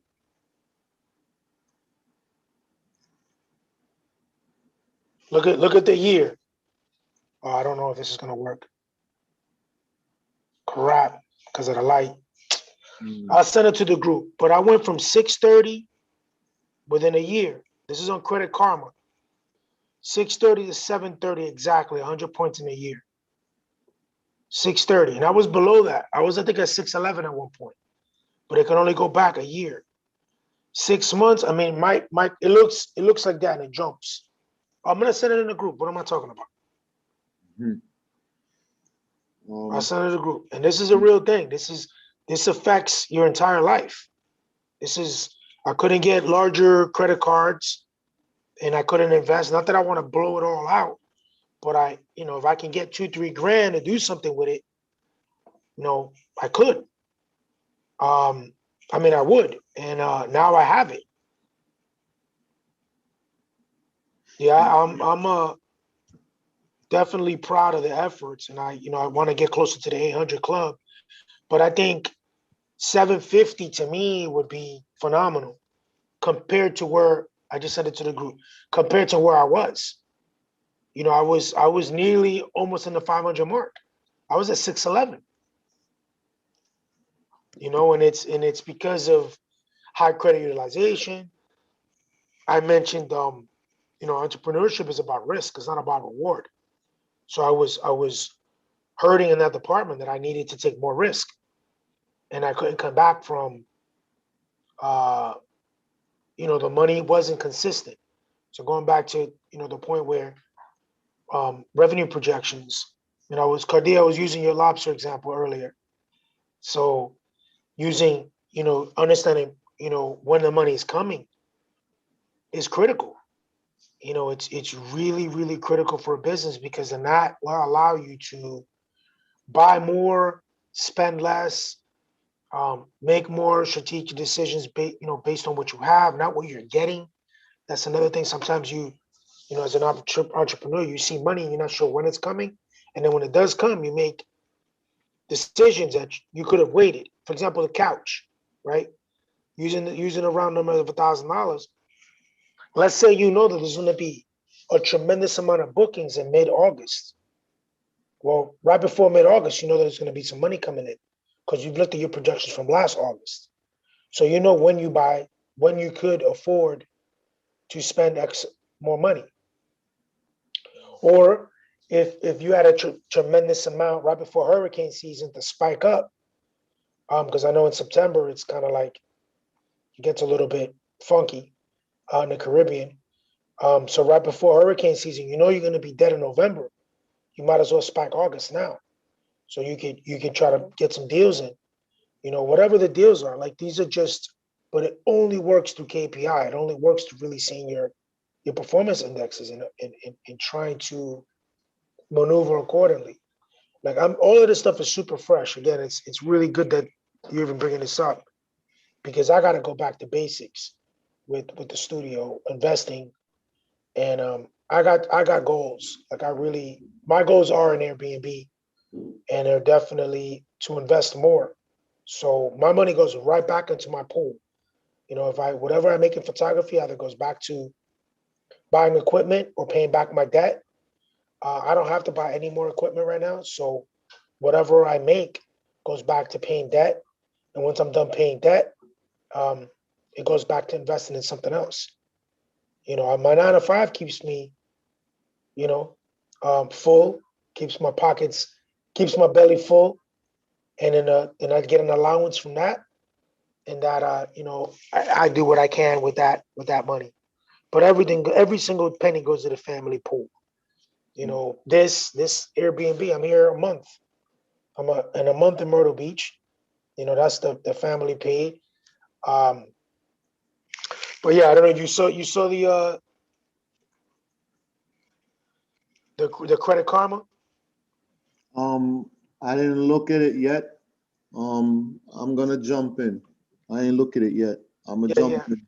sure. For those who is, listening, or those who might play this video back, The replay. yeah, replay. This is like very, very important for those who don't know how to fix their credit like you've done and that you're doing, and you put it in the group. I haven't taken a look at it, but I know quite a lot about how to fix credit, and how to maintain it. Basically, if you want to have the bank calling you, trying to lend you money, instead of you calling the bank trying to get money, Yeah, basically you have to owe, let's just say you have a $10,000 credit card. Let's just say overall you have a $10,000 credit, limit. That you have $10,000. Let's just use a card for instance. They give you a $10,000 card, and it's 70/30. If you spend $3,000 on that card, your score is gonna be great. So you spend 3,000, that means you're staying below that 30%. correct. So if you're staying below that 30%, chances are your credit score is going to be 700 or more. If Yeah, you're spending from that $10,000 limit, if you're spending $2,000 a month and paying it off every month, definitely your score is going to be booming. If they see that you're managing your credit this way, where you have a credit limit of $100,000 and you're only spending three, think about that. You have a credit limit of 100,000 and you're only spending 30% of that. That means they're looking at you saying that you can manage money very well because you have all this room to go buy whatever it is you want to buy. You might go buy an $80,000 car, but if you're managing that $100,000 that they loan you and only using 30% of that, that means the bank and anyone who wants to loan you money can trust that you're not going to bring your um your debt all the way almost to where your limit is. You know, so 30% of your credit being used every month is what's going to help you to have a great credit score. You know, if you manage it that way, you can get anything you want. You can get Now, anything. just to definitely underline that and say that as 100% true. Um, we have a card together. So the Miss and she's got, you know, immaculate credit, always has. You know, I took a dive when I took a small dip when I was in college. I didn't know how to manage my money. And then I took another big dip when I started my martial arts school. Right, a lot of utilization. So recently I told her, probably 6 months ago, can we pay, you know, we have it in the bank, can we pay the card to dip right under that 30% credit utilization? So we were at like 37%, maybe 38. And we have it. It's just, you know, you pay it when you want to pay it.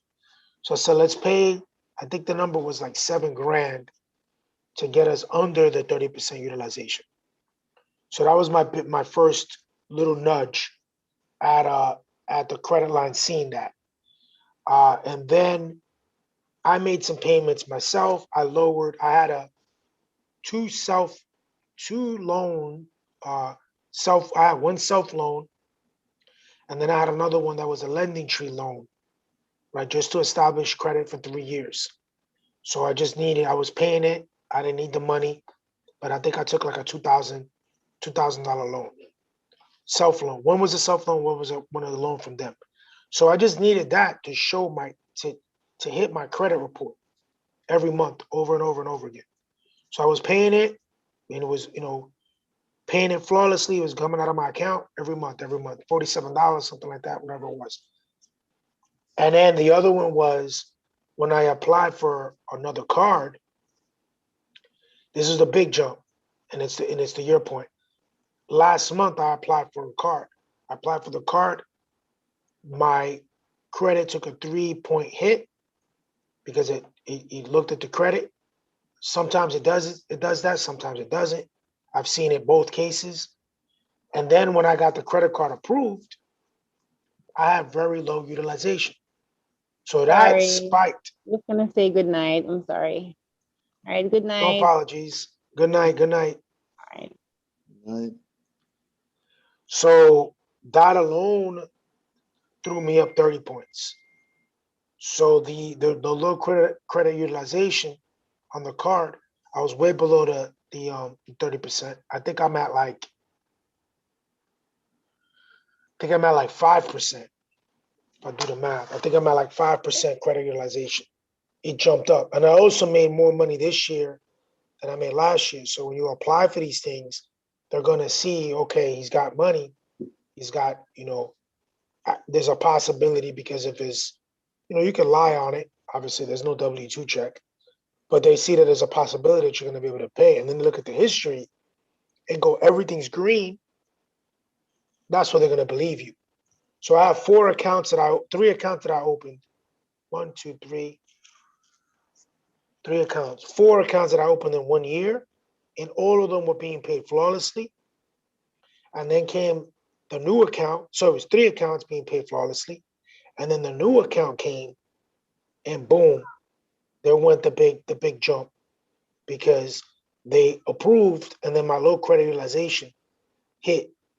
The super low credit utilization hit. So 100%. I think that really is the key. A lot of people go into, you know, saying, you know, removing bad reviews, et cetera, et cetera. I think was done is done. And what I've learned is the credit utilization is super important. Obviously, your credit, you're paying your cards, your history, that you're consistent. So I was consistent for an entire year and change. But I think the big one was the credit utilization. When I reduced that, they don't see me as a threat. They see me as give them more. Because they want that number to increase. You know, like you said, if it's 10,000, that's 3,000. If it's 100, they want to be able to loan you or have you at least 30,000 in the hook, in the hole. So they want to give you more so you can use more, even if it's low. Yeah, well, that's the point of it, equal to a business. Since we've been talking business as well. If you go into a for-profit business and you borrow $20,000, off the bat, and you pay the bank back that $20,000, they're gonna want to lend it to you again. And if you keep paying that back, they're gonna want to give you more and more and more and more and more. So if you have $100,000 credit line and they see that you're managing this very well, they're gonna want a lot of people when they want their credit built, they're the ones that's trying to pay the bill and calling the bank for a credit increase. But when the bank can call you, and not even, as a matter of fact, sometimes they don't even call you. Sometimes they just give you the increase. You have to be the one to deny it. Sometimes Mm, you have a card and they give you an increase and you look at your card and you're like, hold up, I got an increase.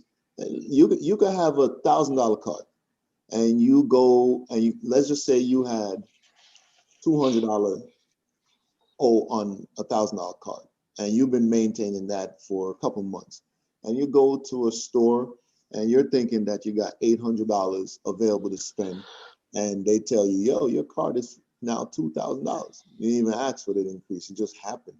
So it's all about managing, man. So if you're running a business and you go and you borrow money and you want your business to be successful, again, it's predictions. So you're paying off your debt and they see that you paid in full, and then they give you even more, and then you pay that in full.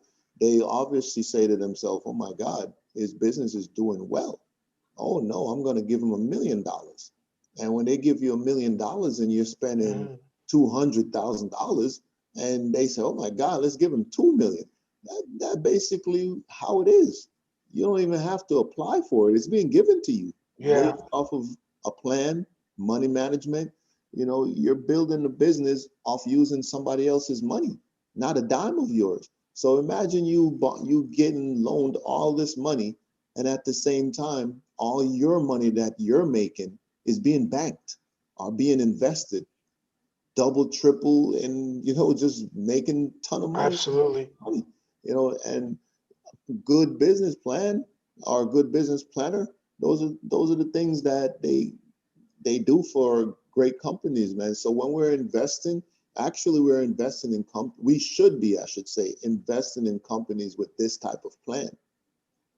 So Yeah, just imagine you love a company like how I love Moderna, and I take a look at their management, and I say, oh my God, they're managing this company very well.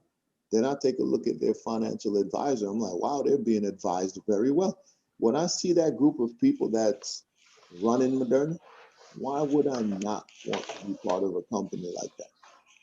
That would be a no-brainer, because a lot of us need to manage our lives that way. You can even manage, let's right. just say you're living paycheck to paycheck. You can even manage that and get out of living paycheck to paycheck, based off of the fact that even if you're living paycheck to paycheck, you can literally say, I'm not going to do all this partying. I'm not going to buy all these clothes. I'm not going to buy too much groceries. Even though I need food, I'm going to buy things that's going to stretch and last me through the month. And if you sacrifice the type of money that you're making, living paycheck to paycheck, you literally can increase your credit cards by how much money the bank can give you, loan you, and you still manage it and say, you know what, I'm living paycheck to paycheck, so I can only spend and pay back what I'm making through what I'm making. If you manage your life this way, before you know it, you may have a business of your own, and you were living paycheck to paycheck. And I'll give Yeah, an example of living paycheck to paycheck. Let's say I'm making $1,000 a week. I'm making $4,000 a month, and I'm paying out $3,000. That means I only have $1,000 a month left to do certain things. But your bill is $3,000 a month. So you're making four and you're paying out three.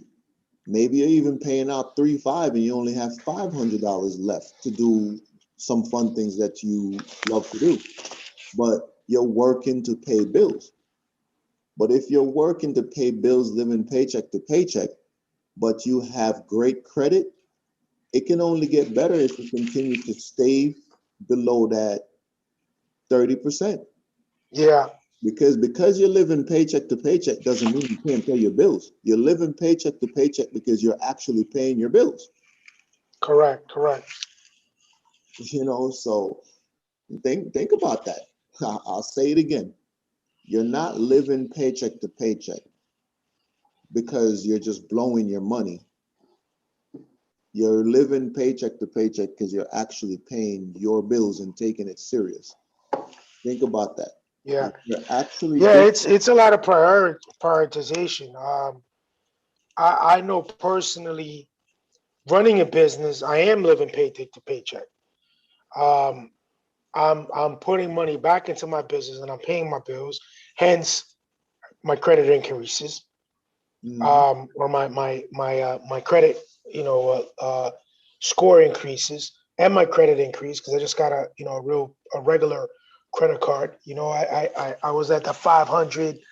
When I had my martial arts school, I remember they took a 1250 from me. Recently, Capital One, when I was in the 600s, Capital One, I missed the payment. And actually, that was their fault because I gave them the the the routing information. They couldn't get it right, and eventually they got it right. Mhm. They're taking money now, so nothing changed on my end. So basically, they missed two cycles on their finance side, and they closed the card. So it doesn't look negative on my end. It's neutral, but it's still they closed the card. So I had a 1,250 card, and they pulled it away from me. So I got that card probably like a year ago. So so going back to the pay to paycheck, I'm totally am because I'm investing in myself.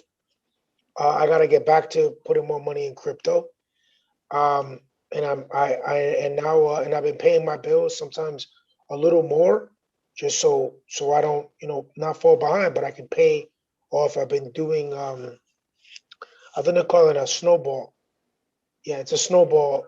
Yeah, there's two strategies, or two that I know of.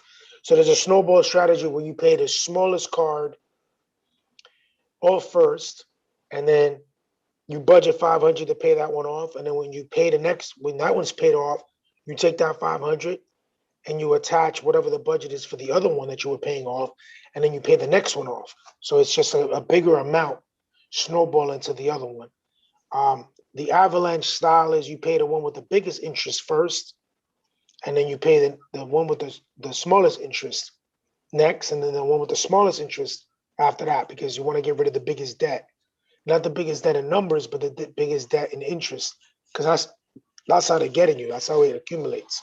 But anyway, I had to learn this. I had to relearn this because I wasn't doing it before, and I couldn't because I was just trying to pay my bills for my school. I just was trying to stay afloat. So lots of lessons learned. Yeah, yeah, man, definitely credit. I would say credit is got to be the most important thing to having financial success. Yeah, Because, and I say that because I believe, and this is me personally, I believe whenever you could use other people's money, it's the best way to build wealth. it's the best money, other people's money. It is. If Yeah, you gave, if I, let's just say I don't have it and I've been struggling since I known myself, but I have a dream and I have a plan. And I go to a group of investors and I map out my plan, give it to them. They take a look at it. They see my prediction the way I see it, but I just need capital to accomplish my plan. Now they take $10,000 and they give it to me and they say, listen, I have a couple other people that will give you $10,000 as well. because we love your plan. So they get 3 people to give me $10,000. That's $30,000. Now, I didn't go to the bank and borrow nothing. That was just given to me to help because of a plan. And I maybe have a cause or just a plan. It could be a for-profit. They just want to invest in me. And they just give me the money because they see that my plan is an excellent plan and they just want to be part of what I have going on. I didn't spend a dime. It was given to me. Right. So if you come up with an idea, let's just use myself, for instance, and you, Hector. Let's use both of us, for instance. Let's just say we were millionaires and Cardia came to us and say, hey, I got a business plan based off of how we just heard her spoke. In our mind, we're going to be thinking, wow, she's great at customer service. I might, and management. I might want to give her a restaurant to run. Let me invest in her. Now we're going to take our money and invest in her because of her personality and her qualities that we've seen. She didn't have to spend a dime. We just invested in her.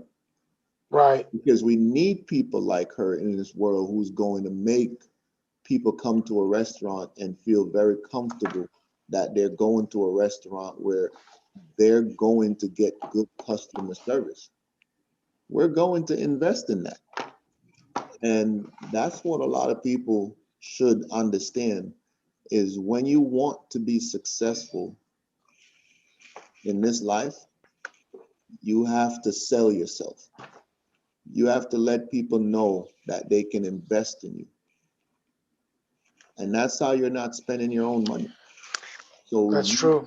other people's money is what people should actually, people with great ideas should actually look into use other people's money.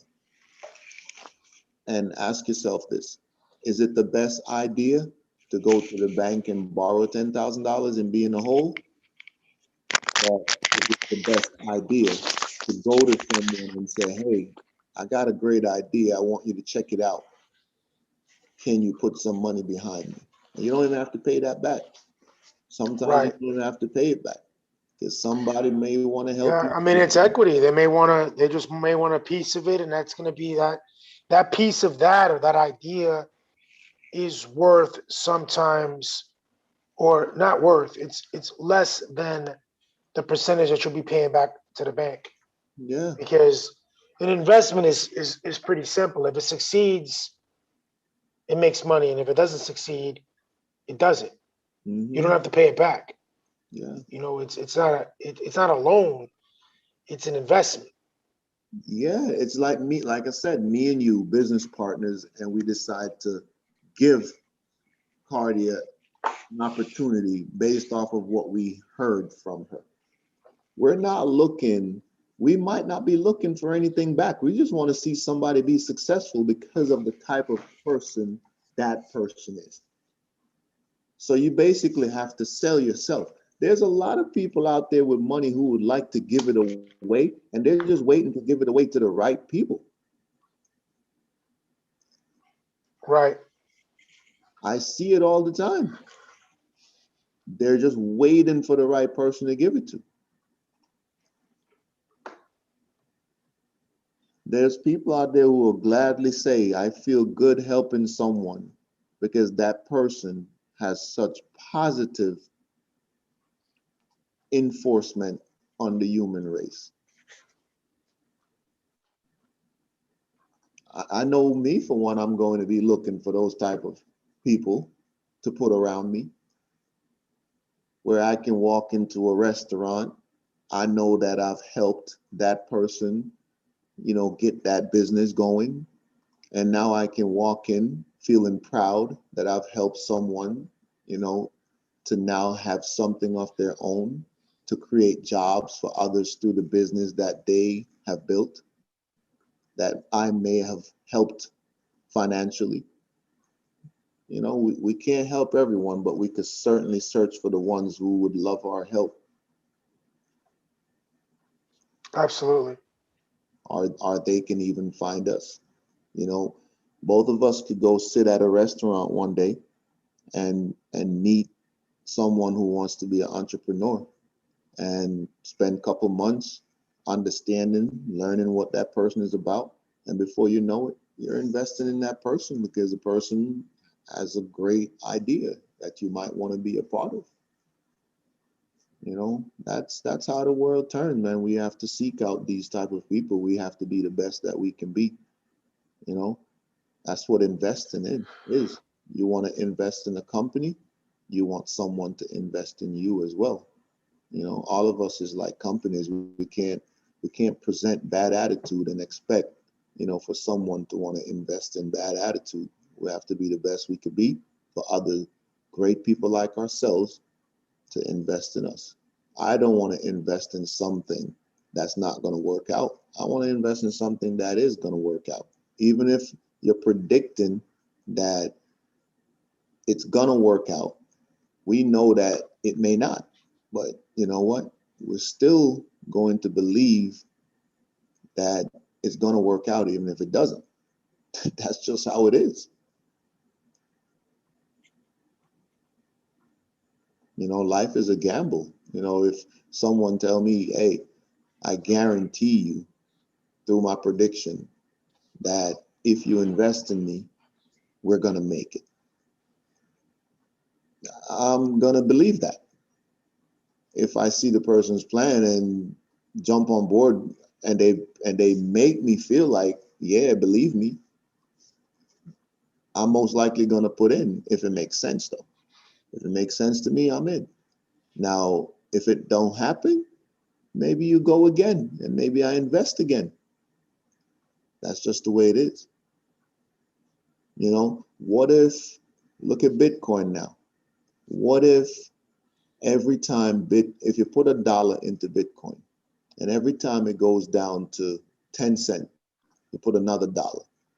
And every time it goes back down to 10 cents, you put another dollar.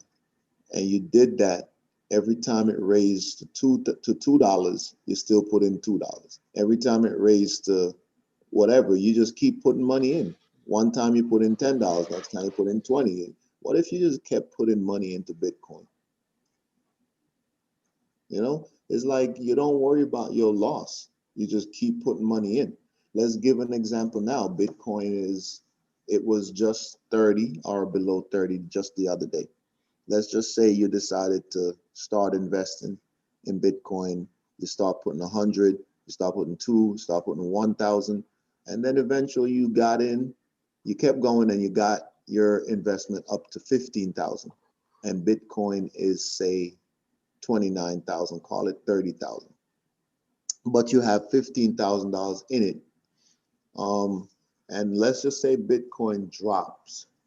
Yes, people are going to lose money, but it drops all the way down to your 15,000. Now you have one Bitcoin. Think about that. It dropped to your investment, your amount. Yes, somebody has lost from whoever had it for 30, but you kept putting money away up to $15,000 and Bitcoin is dropping and it drops right down to your level. Now you have one Bitcoin. So now it goes up to 60,000. You don't turn your 15,000 into $60,000. It's a risk, but that's what we have to do. That's life. That's what you have to do. You have to believe in something, stick with it, and go about it. Anyway, man, I think we should wrap this up a little bit. I'm getting tired now anyway. Yeah, no, absolutely. We went off on a good tangent with business, and it's important. Like I said, I got to get back to basics on things that I'm doing, and I've even this with the credit. This is something that's recent, so that's helping me reinvest in myself, and not to go heavily into debt, but it gives me that breathing room. And another thing, not to to steer too far, my mental health is different when the bills are paid. Mhm. That's something that, you know, brown and black people suffer from. We don't talk about it, but it's there. When you have financial obligations and financial stresses, that's going to affect everything. It's going to affect your decision making, and a lot of it can be, altered. You mentioned that, being on that check to check. It all depends on what you're spending your money on. You could be check to check, blinged out and Gucci, or you could be check to check and have a nice investment of Moderna or a nice XRP investment, or you're putting money into a couch in the Airbnb. These are all different perspectives. We have to highlight, some of these. Mhm. Yep. Um, Check to check doesn't mean that you're, just dying for your next yeah, paycheck to come and you can't wait. I mean, check to check is like you said, you may have a nice car that you drive that you just want to pay for. You know, yeah, next time you get your check, your money's gone because you got to pay for that nice thing you got. yeah, absolutely, absolutely. Yeah, I just finished setting up. I mean, you saw me moving around a little bit. I set up my home office. The wife is off tomorrow, so I don't have to set hers up. But I'll be working remote for the next month, or remote for the next month out of here. This Airbnb out in Myrtle Beach, and looking forward to just being beach distance. I Hmm. needed this a little bit. I needed a reset. It's Yeah. been a rough year, and we haven't gone anywhere as a family. So this will be I went to DR, but that was all work, no Mm. play. So I'll definitely, I got to get those the flyers out. I'll work them on this, like, probably Wednesday. I'll have a little time, Tuesday or Wednesday. Let's get those out, and while I'm fresh and back to basics, we'll have a separate conversation about ultra reels and about blogging and about video content, and we'll talk about the Airbnb. Because I need to practice, because I'm going to do it as well. So I need to. My aunt has one, actually, or has property in Florida. I think she's got property in Florida, and wants to set it up as an Airbnb. So I have to practice. Ugh. I have to practice the SEO and blog building and contributing to blogs. To all of that is it's important. It's not just the post in Airbnb. You want to have posts that are going to go to the posts. Facebook advertising, and you know putting the word out in blog in tourist and travel postings. To Yeah. to be able to get that income. Yeah, definitely. We need to be a little bit more transparent on the site, so let's map out, what we're actually going to be doing and get those ads out there like you're saying, it'll definitely help our channel a lot more, you know, to be a little bit more transparent and show people what we're doing, with the Airbnb in Jamaica and Ocho Rios. Yep. We need some footage, to show people, what we're doing, what some of our guests are experiencing. That'll probably entice some people to want to go and want to stay with us. And the fact that we are a nonprofit and we have a cause for why we're doing what we're doing, we need to show that on this YouTube channel.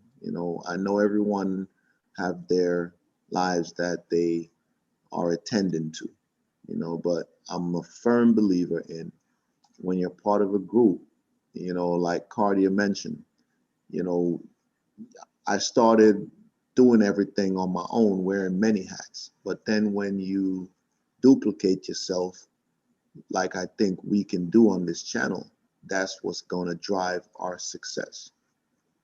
So I think that's the direction we should trend in.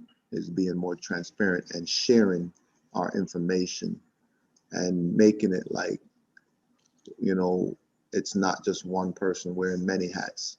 It's all of us contributing. Right, right. Yeah. So let's go at it. All right, Coach. You have a good night. Have a prosperous week. I'm gonna try to quarterback a lot of stuff for the studio from here. So I'm gonna have some conversations after my 9 to 5. But I definitely need to have a little relaxation tomorrow. It was a long 12-hour, drive. It was a lot of rain, and so I didn't really enjoy it. I didn't sleep well last night, so I slept a little bit in the car.